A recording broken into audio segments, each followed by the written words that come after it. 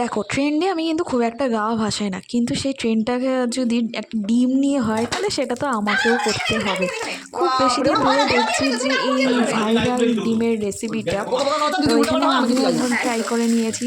তো এখানে নিয়েছি একটা সেদ্ধ ডিম, এটাকে হালকা একটু নুন হলুদ দিয়ে ভেজে নিয়েছি, আর তার উপরে আরেকটা ডিম ফাটিয়ে দিয়ে দিয়েছি, আর তার সাথে আরেকটা ডিম নিয়ে তার সাথে একটু পেঁয়াজ কুচি, লঙ্কা কুচি, ধনেপাতা কুচি আর টমেটো কুচি দিয়ে তার সাথে একবারে আমি সবটা মিক্সড করে নিয়েছি।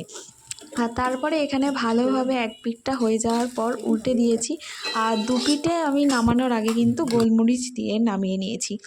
আর খেতে তো অসাধারণ হয়েছে।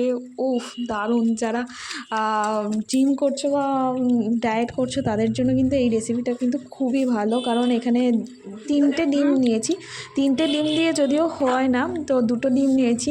তো আমার দেখছি 2টো ডিম নিয়ে হচ্ছিল না, তাই জন্য আমি আরেকটা নিয়ে নিয়েছিলাম।